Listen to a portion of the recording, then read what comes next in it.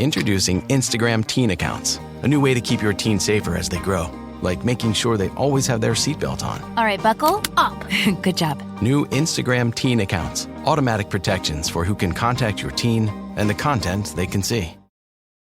Hey all, I'm Jamie Lynn Sigler, a mom, actor, and advocate. I know how overwhelming it can be trying to decide which treatment is right for you. I've been there. But you should know you're not alone. You can do this.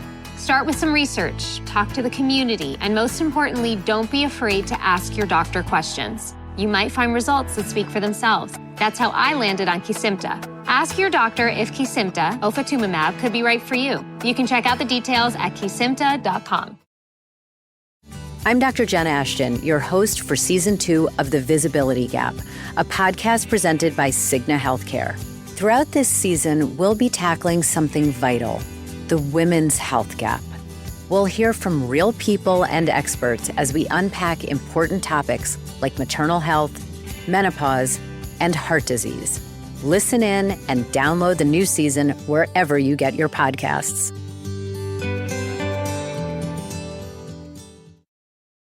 Airwick Essential Mist Diffuser transforms your space, creating your perfect ambiance with a wide range of inviting fragrances that make your guests go, oh. Airwick Essential Mist Diffuser's easy-to-change refills allow you to choose your perfect fragrance for any occasion, like lush honeysuckle and raspberry, and vibrant island coconut and warm sands. And if guests start shifting from the table to the couches, no worries. It's perfectly portable and cordless. Airwick Essential Mist Diffuser, always inviting. McCrispy strips are now at McDonald's. I hope you're ready for the most dippable chicken in McDonald's history. Dip it in all the sauces. Dip it in that hot sauce in your bag. Dip it in your McFlurry. Your dip is your business. McCrispy strips at McDonald's. Welcome to our Paranormal Afterlife.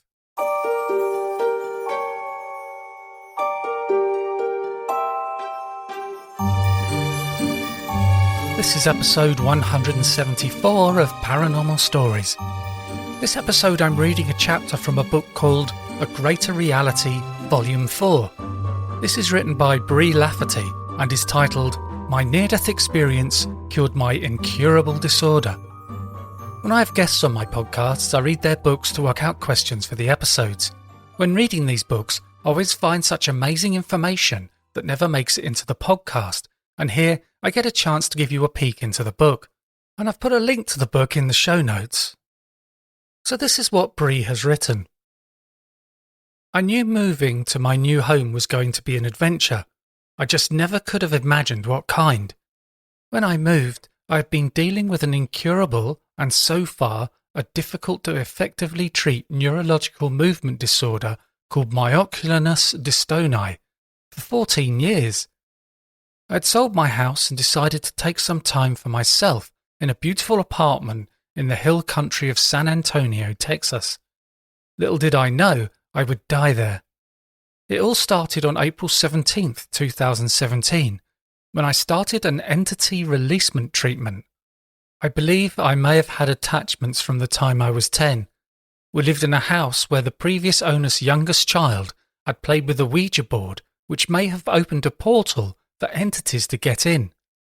My younger sister and I saw ghosts, spirits, and our dolls moved on their own. It wasn't until 2017 when I realised that I may have an entity attachment, so I reached out for an entity release. The lady doing the releasing said I would get sick, but we had no idea how bad it would get. On day 2, I was vomiting and very ill, and the next day it got even worse. She was asked to stop the release protocol, but she didn't. She continued working behind the scenes to release entities. It is said that people can have busloads of attached entities. I got sicker and sicker. I had what I thought later was a psychotic break. I thought I was taking care of a baby all weekend in my apartment. I don't have any children. I was able to come out of that false reality only to have demons show up. At first, they just tried to frighten me with horrific images, and I fought that off for a few days. I was aware of this tactic as they had tormented me in my sleep by creating horrific nightmares that had traumatized me over the years. However, on April 27th, they became way more aggressive. and they tortured me physically and mentally non-stop. My mum had been on the phone with me for over 24 hours, praying and trying to comfort me. She lives in Colorado and couldn't get to me fast enough to help in person. The attack was so horrific that I could no longer take it, and I finally surrendered to the only God I knew. It was around 2 a.m. I never knew what surrendering completely meant until that night. Once I surrendered, the adventure of a lifetime began. The demons were immediately ripped from me, and I finally felt at peace. I then felt tapping on the inside of my palms and the balls of my feet, in which I knew some kind of spiritual surgery was being performed. I then heard a strong voice, not auditorily, but internally, that said, "Are you ready?" I had no idea what I was ready for, but I knew I was. In my mind, I said, yes. It also seems that the term telepathy isn't quite accurate. It seems that instead of a question and a period of time, no matter how brief, and then an answer, that is not quite how it happens. It happens simultaneously without pause, question, thought, instant reply, answer. I felt 3 hard thumps on my chest, and I was no longer within my body. I was instantly in a dark void with no light, but it felt warm and velvety and of the purest love there is. I remembered nothing of my human self or of Earth. I was in no form, just consciousness. I saw nothing, but I felt like I was with the Creator again. Suddenly I was going through an incredible tunnel with a blue light. I have never been able to find that same blue colour here on Earth. The tunnel was swirling and filled with ones and zeros, like a cosmic binary code of some sort. I like to describe this experience as if you were going down one of those tunnel slides at an outdoor water park, and little light shines through, but the slide is covered in ones and zeros as you're passing by. After my NDE, reading accounts or hearing accounts of others, many people describe this blue light colour or other colours that we don't see here on Earth. Next, I ended up in an all-white room. It didn't have walls or a ceiling or any dimension to it, but it felt like a room. There was a presence behind me that I never saw, but I knew it was there. It was a higher being such as Jesus or someone comparable. I saw a huge stack of big black numbers in the middle of the room, and I was instantly filled with joy as I walked up to them, grabbed an armful and shouted, "No wonder you love creating things." I knew that everything was created with some kind of cosmic math at that point. I was then in what seemed to be another world in which I ended up spending most of my time. There was a plaza in which some kind of large torch or craft was being made, an area of huge trees and brush, and a kind of community centre where all the beings would meet up. I say beings because I had the feeling not all of them had been in human form before. I started off by the trees that were covered in snow.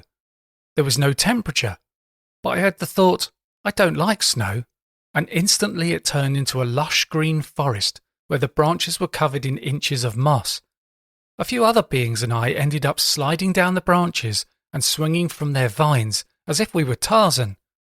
I then had the realization that because the environment had changed to what I wanted, a green and lush forest instead of being a cold and frozen one, that the other beings who were present with me in this event may be experiencing a whole different type of event, of their very own creation at the very same time.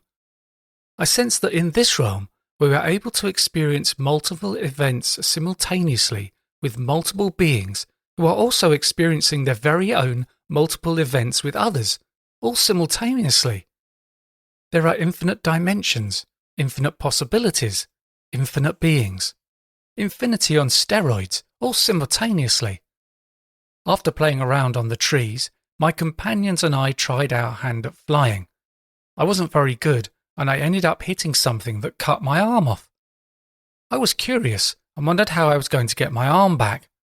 At this point, I had a body of some sort, whether an energetic body with more form or a physical body, I'm not sure. I watched as the numbers like the ones I had found in the white room without dimension fused my arm back together. I was fascinated as I watched my arm reform when thousands of numbers appeared and coalesced to fuse my forearm back to my elbow. The numbers were the ones and zeros like I'd seen in the tunnel, and again in the white room where I exclaimed, "That's how you create everything." I never really got the hang of flying, but it was a lot of fun trying. I should mention that although I am telling my story in a linear time fashion, where this event occurred and then this event, I distinctly had the impression that everything was happening simultaneously. So the white room experience may have happened after the jungle flying experience, or they happened at the same time. Time is not the same in this realm as it is on Earth. I will just explain my experience in the way time works here on Earth. I ended up in the plaza where they were building a torch or spacecraft of some kind. There were beings on a ladder welding next to where there was a huge flame. For some reason I wanted to be a snowman, so I became a snowman. I wanted to walk under the torch to get to the other side of the plaza. To be honest, I was curious what would happen if I got too close to the torch as a snowman. Well, I found out. I melted and I was nothing but a puddle of water with eyes.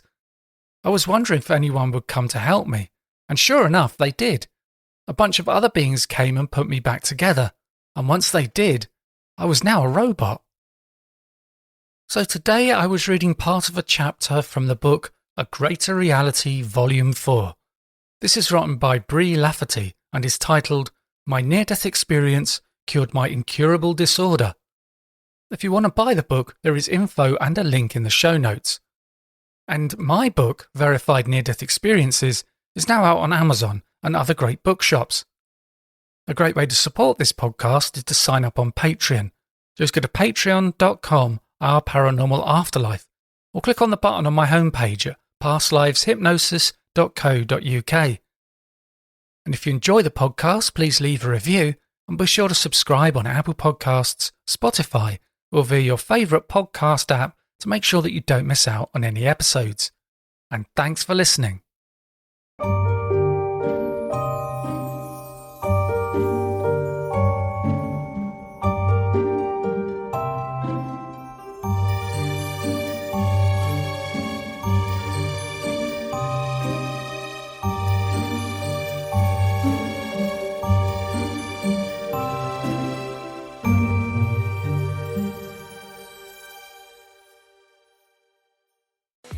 Unplug your cleaning routine with the Ryobi 18-volt One Plus cordless cleaning lineup.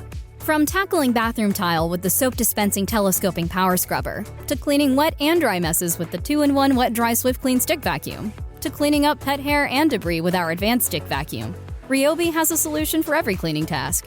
And because one battery powers over 300 products, you have the power to do more. Visit ryobitools.com to learn more. Sold exclusively at the Home Depot. Did you know that parents rank financial literacy as the #1 most difficult life skill to teach? Meet Greenlight, the debit card and money app for families. With Greenlight, you can set up chores, automate allowance, and keep an eye on your kids' spending with real-time notifications. Kids learn to earn, save, and spend wisely, and parents can rest easy knowing their kids are learning about money with guardrails in place. Sign up for Greenlight today at greenlight.com/podcast.